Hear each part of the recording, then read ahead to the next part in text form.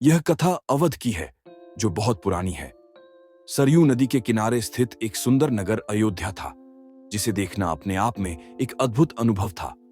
हर एक इमारत भव्य और आलीशान थी, चाहे वह राजमहल हो या आम लोगों के घर। सड़कें चौड़ी और सुंदर थीं, बाग बगीचों से सजी और पानी से भरे सरोवर नगर की सुंदरता में चार चांद लगाते थे। खेतों में लहराती हरियाली और फसलों का हिलना सरयू की लहरों से खेलता हुआ दृश्य अविस्मरणीय था। अयोध्या हर दृष्टि से समृद्ध और संपन्न नगरी थी, जिसमें दुख और विपन्नता का नामो निशान नहीं था। यहाँ का वातावरण, यहाँ के लोग, सब कुछ अद्भुत और शांतिपूर्ण था। यह नगर कोसल राज्य की राजधानी था, जहां राजा दशरथ का शासन था। राजा दशरथ एक महान योद्धा और न्यायप्रिय शासक थे। वे महाराज अज के पुत्र और रघुकुल के वंशज थे। रघुकुल की नीति और मर्यादा उनके राज्य की हर बात में बसी हुई थी। लोग सदाचारी थे, पवित्रता और शांति यहाँ की विशेषता थी। राजा दशरथ का शासन सुख समृद्धि से परिपूर्ण था, लेकिन उनके मन में एक गहरी चिंता थी। उनके पास सब कुछ था, फिर भी एक दुख उनका पीछा नहीं छोड़ता था। वह था संतान का अभाव। राजा के मन में यह चिंता हमेशा उठती रहती थी। उनकी 3 रानियां थीं, कौशल्या, सुमित्रा और कैकेयी, और हर एक का यही दुख था, संतान न होना। यह विषय अक्सर राजा दशरथ और रानियों के बीच चर्चा का कारण बनता था, और इस चिंता ने राजा की मानसिक स्थिति को बढ़ा दिया था। बहुत सोच विचार करने के बाद महाराज दशरथ ने अपनी चिंता को लेकर मुनि वशिष्ठ से चर्चा की। उन्होंने अपनी चिंता का विस्तार से वर्णन किया और रघुकुल के आगामी उत्तराधिकारी को लेकर अपनी घबराहट जाहिर की। मुनि वशिष्ठ राजा की परेशानी समझ गए और उन्होंने उन्हें पुत्रेष्टि यज्ञ करने की सलाह दी। महर्षि वशिष्ठ ने कहा, महाराज, आप पुत्रेष्टि यज्ञ करें, आपकी इच्छा निश्चित रूप से पूरी होगी। यज्ञ की प्रक्रिया शुरू हुई और इसे महान तपस्वी ऋष्यशृंग के नेतृत्व में किया गया। पूरा नगर यज्ञ की तैयारियों में व्यस्त था। यज्ञशाला को सरयू नदी के किनारे स्थापित किया गया। यज्ञ में विभिन्न राजाओं को निमंत्रित किया गया और कई ऋषि मुनि भी पधारे। शंख की ध्वनि और मंत्रों के उच्चारण के बीच यज्ञ संपन्न हुआ। एक एक कर सभी ने आहुति डाली और अंत में महाराज दशरथ की आहुति थी।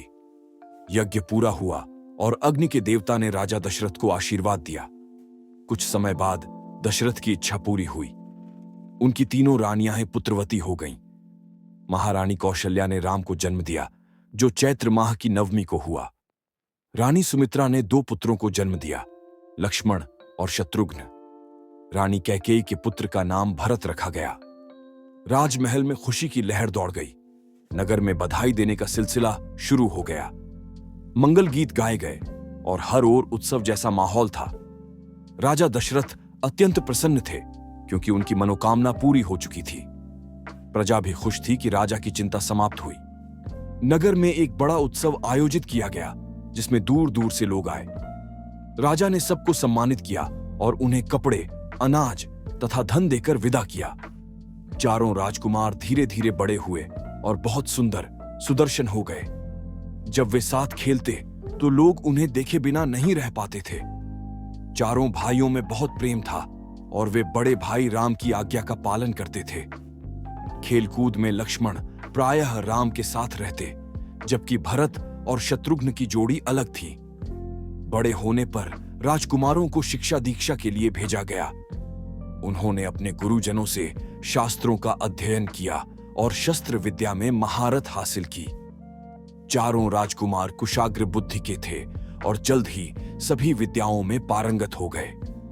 राम इस सब में सर्वोपरि थे, क्योंकि उनमें न केवल बुद्धिमत्ता थी, बल्कि विवेक, शालीनता और न्यायप्रियता भी थी।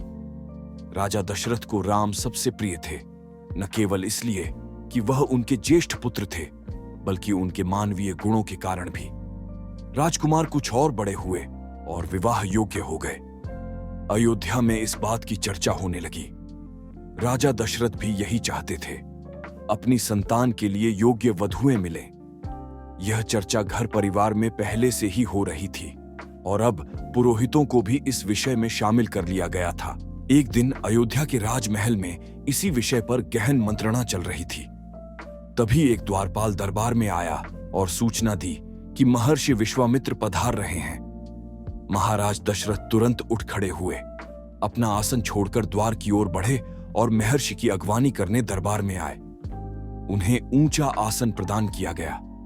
महर्षि विश्वामित्र कभी स्वयं एक बड़े और बलशाली राजा थे, लेकिन बाद में उन्होंने अपना राजपाट त्याग दिया और संन्यास ग्रहण करके जंगल में तपस्या करने चले गए। वहां उन्होंने अपना आश्रम स्थापित किया और उसका नाम सिद्धाश्रम रखा। महर्षि के स्वागत के बाद राजा दशरथ ने कहा, महर्षि कृपया बताएं, मैं आपकी क्या सेवा कर सकता हूं? आप जो चाहें मुझे आदेश दें, आपकी आज्ञा का पूरी तरह पालन किया जाएगा। महर्षि ने उत्तर दिया, राजन, जो मैं आपसे मांगने जा रहा हूं वह आपके लिए कठिन होगा। राजा दशरथ ने तुरंत कहा, आप जो चाहते हैं वह मैं अवश्य पूरा करूंगा। महर्षि विश्वामित्र ने आगे कहा, मैं सिद्धि के लिए एक यज्ञ कर रहा हूं।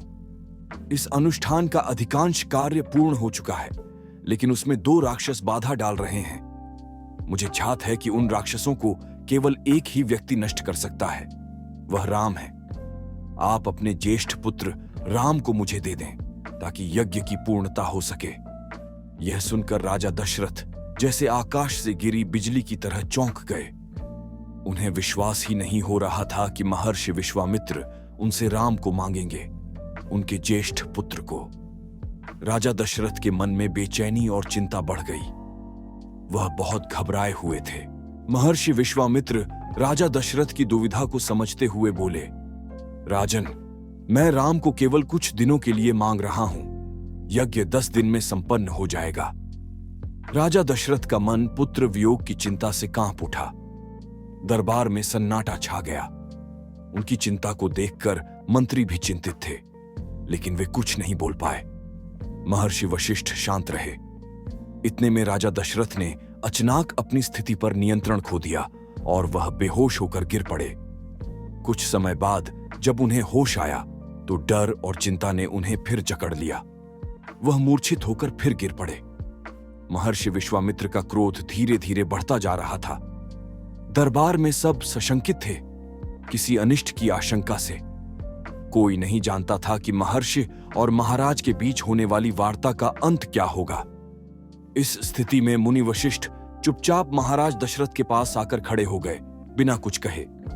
कुछ समय बाद महाराज दशरथ उठे और स्वयं को संभालते हुए महर्षि से विनती करने लगे, महामुनि, मेरा राम तो अभी 16 वर्ष का भी नहीं हुआ है। वह राक्षसों से कैसे लड़ेगा? राक्षस मायावी होते हैं, उनका छल कपट वह कैसे समझेगा? वह उन्हें कैसे पराजित करेगा? इससे अच्छा तो यही होगा कि आप मेरी पूरी सेना ले जाएं और मैं स्वयं आपके साथ चलूं। हम दोनों मिलकर राक्षसों से युद्ध करें। महर्षि विश्वामित्र ने कोई प्रतिक्रिया व्यक्त नहीं की। वह क्रोधित थे, लेकिन अपने क्रोध को प्रकट नहीं कर रहे थे। उन्हें अपने यज्ञ के नियम याद थे और वह जानते थे कि क्रोध करने से यज्ञ खंडित हो जाएगा और अनुष्ठान अधूरा रह जाएगा। राजा दशरथ की अवस्था बहुत नाजुक हो चुकी थी। वह अत्यधिक दुखी थे और उन्होंने महर्षि से कहा, महामुनि, मैं राम के बिना नहीं रह सकता, एक पल भी नहीं। आप जो चाहें मुझे दे सकते हैं, लेकिन राम को मत ले जाइए। मैं उसे नहीं दूंगा, बिल्कुल नहीं। वह मेरी बुढ़ापे की संतान है और मैं उससे बहुत प्रेम करता हूं। महर्षि विश्वामित्र का क्रोध अब भड़क उठा। दरबार, मंत्रीगण और आर्षि मुनि सभी सकते में आ गए। महर्षि ने गरजते हुए कहा, राजन, आप रघुकुल की रीति तोड़ रहे हैं। आप वचन देकर पीछे हट रहे हैं। यह आपके कुल के विनाश का सूचक है।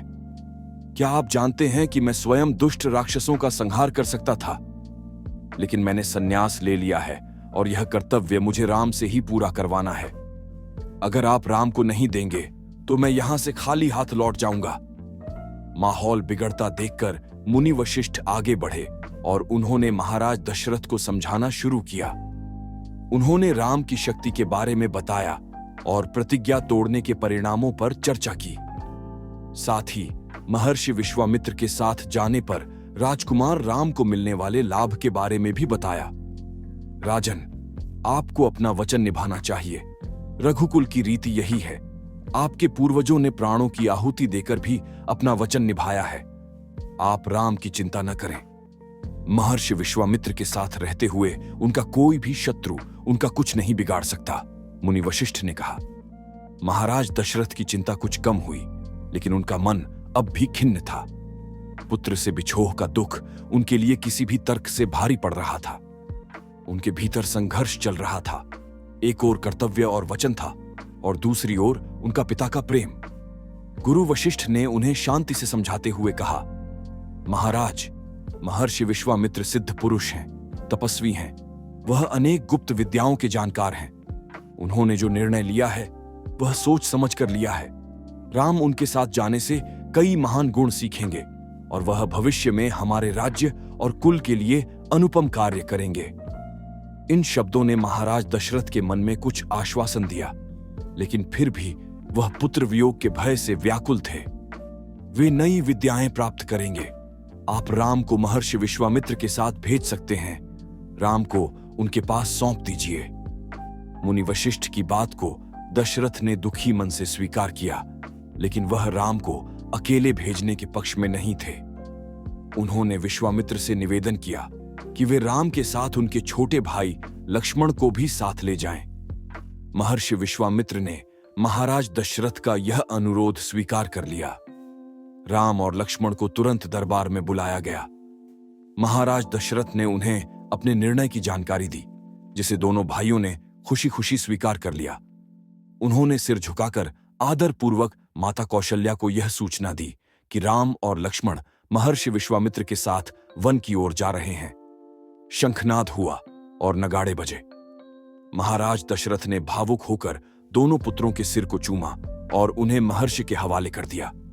दोनों राजकुमार बिना कोई देर किए महर्षि के साथ चल पड़े। वे बीहड़ और भयावह जंगलों की ओर बढ़ रहे थे।